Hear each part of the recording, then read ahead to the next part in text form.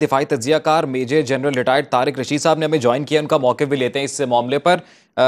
तारिक रशीद साहब, बहुत शुक्रिया आपका। क्या कहेंगे सर, अभी 400 से ज़ायद मिसाइल दागे हैं ईरान ने इसराइल पर।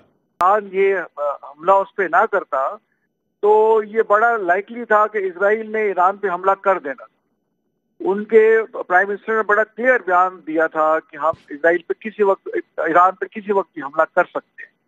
तो वो इसराइल के लिए वो बिल्कुल तैयार थे, क्योंकि लबनान में उन्हें सक्सेस हुई थी।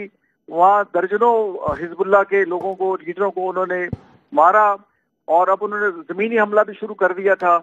और साथ ही उनके वज़ीर आज़म ने कहा था कि हम ईरान पे हमला किसी वक्त भी कर सकते हैं। तो मेरा ख्याल ईरान ने बड़ा अच्छा स्टेप लिया है, और टाइमली उन्होंने इसको प्रीएम्प्ट, इसे कहते हैं प्रीएम्पशन करना, कि इससे पहले कि आप हम पे हमला करें, हम आप पे हमला कर देते हैं। तो मेरा ख्याल है इससे एक जो है इसराइल को थोड़ी बहुत अच्छी खासी बल्कि सुखी होगी, और वो थोड़ा डिफेंसिव पे जाएगा। अब वो इस पर रिटेलिएट तो करेगा, बट मेरा नहीं ख्याल इतना ज्यादा रिटेलिएट करेगा कि जिस तरह से ईरान ने हमला किया है उसी स्केल या उससे बड़ा हमला ईरान पे करे।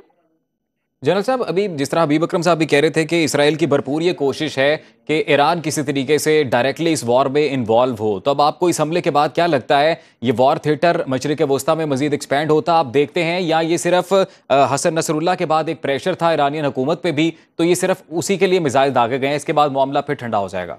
नहीं, देखें, बहुत जल्द ठंडा अब ये नहीं होगा, क्योंकि ईरान ने 400, देखें 400 बड़ी तादाद होती है, उसमें इन्होंने इन पे हमला किया है।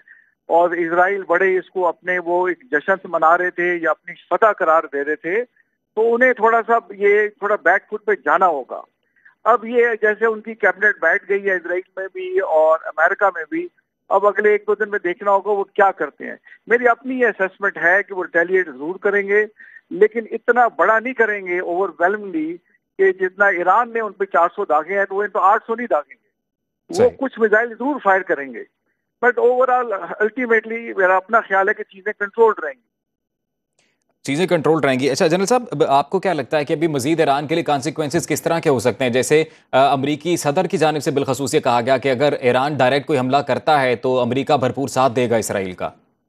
देखिए, साथ वाथ तो देगा जितना दे सकता है, लेकिन साथ अमेरिका उसको शायद तो दे रहा है, बट साथ साथ देखिए जितने भी हसन नसरुल्लाह पे उनको कत्ल किया गया तो उन्हें हमें इस चीज का पता नहीं था।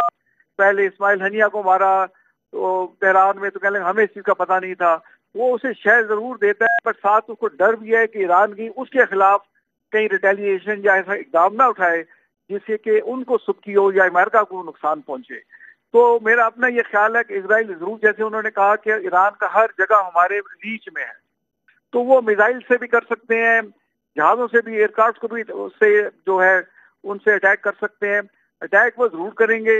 अब अगर ईरान उसको काउंटर कर लेता है या डिफेंड कर लेता है तो इसराइल को बहुत ज्यादा शर्मिंदगी उठानी पड़ेगी। और मेरा ख्याल अब वक्त आ गया है कि इसराइल को डिफेंसिव पे जाना होगा, और आलमी अक़वाम ने खड़े होकर इसराइल की मजम्मत करनी चाहिए। और अब फलस्तीन के आज़ाद होने का मेरे अपने ख्याल में वक्त आ रहा है। जनरल साहब, वैसे हम लोग गुज़िश्ता साल 7 अक्टूबर के बाद से जिस तरह से सूरत हाल डेवलप हो रही है मशरिक़ वस्ता में और बिलखसूस गज़ा में, फ़लस्तीन में जिस तरह से सूरत हाल है, उसको देखकर तो कहीं से लग नहीं रहा कि इसराइल किसी डिफेंसिव मोड पे जा रहा है। वो तो मुसलसल अटैकिंग मोड पे ही है, और इस जंग को हम एक्सपैंड होते ही देख रहे हैं कि अब लेबनान की तरफ है और ईरान भी अब इन्वॉल्व हो गया है। तो आने वाले दिनों में अब आपको क्या लगता है, इस्लामी ममालिक को आप कहाँ देखते हैं, OIC को आप कहाँ देखते हैं? देखिए, पहले इसराइल हमला कर रहा था तंजीमों के खिलाफ, जी, हमास के खिलाफ, हिजबुल्लाह के खिलाफ। ये तंजीमें हैं, ये कोई मुल्क नहीं है। सही। ठीक है, बहुत स्ट्रांग थी, बट ये तंजीमें हैं। अब ये पहली दफा हुआ है कि एक, जैसे ईरान उनकी एक लेगेसी है, पर्शियन एम्पायर उनका बैकग्राउंड है। अब उन्होंने, और ये किसी को पता नहीं है कि ईरान के पास न्यूक्लियर हथियार हैं कि नहीं है, बट अगर नहीं भी है तो उसके मतलब काफी करीब है वो लोग।